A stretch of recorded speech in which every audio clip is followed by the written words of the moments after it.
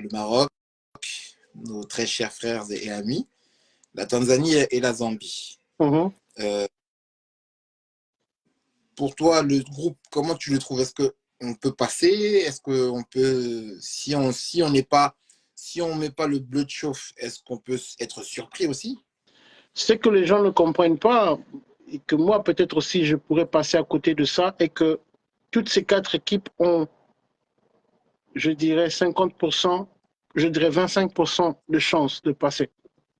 Que ce soit le Maroc, la Zambie, la RDC et la Tanzanie. On a tous des chances égales. Pourquoi? Parce que au fur et à mesure qu'on a regardé les matchs à la CAN, on a compris que les résultats ne sont plus, on ne peut plus donner des pronostics par rapport à la hiérarchie du football africain. Parce que le football africain a beaucoup changé. Effectivement. Le contexte marocain, c'est vrai qu'il y a une certaine hiérarchie qui va nous permettre, d'établir un peu les forces entre les pays. Si on doit établir à travers la hiérarchie, on dirait que ouais, c'est le Maroc qui va passer et la RDC. Détrompez-vous. Ouais, détrompez-vous parce que vous allez voir qu'à la fin de ce groupe, il y aura beaucoup de surprises. Dans beaucoup de groupes, il y aura des surprises. La Mauritanie risque de créer la surprise dans son groupe. La Guinée, la même chose. Le Mali a une belle équipe, mais souvent ces équipes qui viennent trop fortes pendant la préparation, arrivées dans une compétition, elles connaissent des blocs. Tu vois, elles se bloquent en fait. C'est vrai. Et donc moi, j'ai toujours cette habitude de partir sur une logique de 25%. Je mets la hiérarchie de côté et je dis que toutes les équipes ont des chances égales. Ça te permet d'enlever le stress dans ton groupe, ça te permet de ne pas minimiser ton adversaire et ça te permet de ne pas avoir un complexe d'infériorité par rapport au Maroc, par exemple. Effectivement. Tu te dis que nous partons tous avec des chances égales, que ce soit la Tanzanie qui a une très bonne homogénéité grâce à son groupe qui est basé sur des joueurs qui se connaissent, qui mangent ensemble.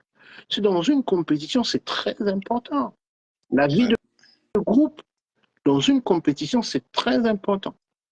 Quand tu as des joueurs qui sont habitués à se voir tous les jours, que ce soit des joueurs de Yanga Sport, que ce soit des joueurs de Simba SC, il ne faut pas minimiser leurs efforts. Pourquoi? Parce que tu auras, moi si je dors avec toi tous les jours, on est sur le terrain et que toi tu perds le ballon, moi je me casserais même la jambe pour sauver ton match. Tu vois, il y a cette notion de groupe qui naît en fait quand tu as ce type de groupe. Souvent, il y a beaucoup plus de solidarité. C'est vrai. Ils seront là pour se transcender. Je donne d'abord l'exemple de la Tanzanie parce que je trouve qu'ils ont un groupe qui est très solidaire et qu'ils ne ménagent pas leurs efforts pour défendre leur patrie. Très important.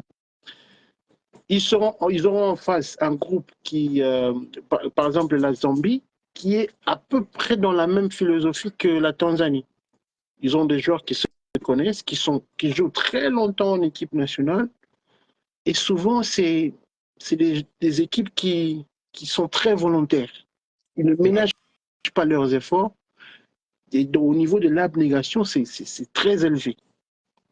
En face, il y aura une équipe comme le Maroc qui a connu le mondial et qui, vouloir ou pas, aura ce complexe de supériorité. Effectivement, et ça peut leur jouer un tour. Voilà. Et ça peut leur jouer un tour. Donc, à partir du moment d'autres ont des forces mentales et on retrouve d'autres équipes avec des forces techniques, on va tous, statistiquement, mettre toutes les 4 équipes à 25% de chance. Chance égale. Je trouve que la RDC doit beaucoup travailler son mental et doit beaucoup progresser au niveau technique. C'est vrai. Je crois que à chacun sa chance. C'est l'équipe qui aura un niveau mental le plus élevé, qui saura gérer les moments forts, qui saura gérer le tempo d'un match. C'est cette équipe-là qui va gagner. Qui va Ouais, passer. en gros, les temps forts, temps faibles, hein, en vrai.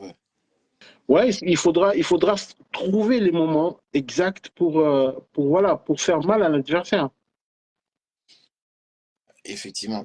D'ailleurs, en plus, en parlant de ça, nous, notre premier match, c'est le 17 janvier. On joue après, bien sûr, Maroc-Tanzanie. Donc, il y aura certainement un peu de pression aussi, car on aura déjà vu le résultat des équipes avant. Mhm.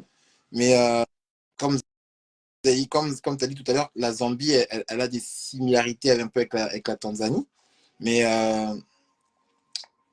comment tu vois ce match-là? Un match très difficile parce que ce soit la Zambie ou la RDC, on aura du mal. Et je trouve que la Zambie, en fait, elle a un jeu assez. Elle sait piéger ses adversaires.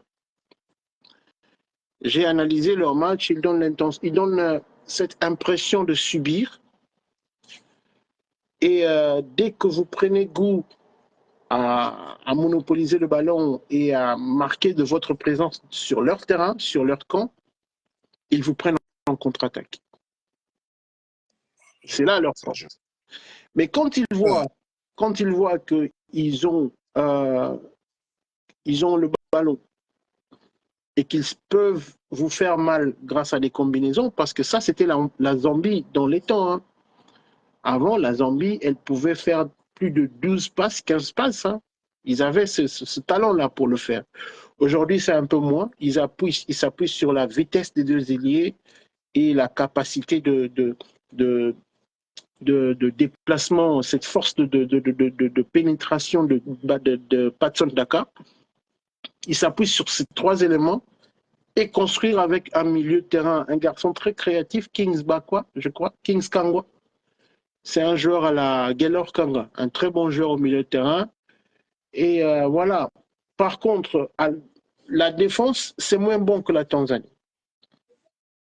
Mais je crois que le coach est en train de travailler pour améliorer cela. Comment faire pour battre cette équipe zambienne? Ça ne sera pas facile, mais je crois qu'il faudra profiter de leurs faiblesses, surtout dans les espaces. Leur alignement derrière est très mauvais. C'est une équipe qui défend, qui n'a pas une discipline défensive derrière. Elle défend mal, elle laisse beaucoup d'espace derrière le dos des latéraux et elle ne couvre pas assez l'axe dès qu'il y a occupation de la zone. Donc, si on sait altérer le jeu, les ailes et le milieu, on peut trouver des espaces pour tirer, on peut trouver des espaces pour trouver l'attaquant de pointe. Okay. Mais il faudra être très intelligent et très patient pour le faire. Tu as vu le but qu'on a marqué face au Soudan, avec la passe de Piquel? C'est-à-dire que pour eux, même le Soudan défend mieux. En ligne, Ouais, c'est vrai. même le Soudan défend mieux. La Zambie défend mal. Mais j'espère, je ne sais pas si le coach est en train de repérer toutes ces choses. Donc voilà, je crois que c'est ça.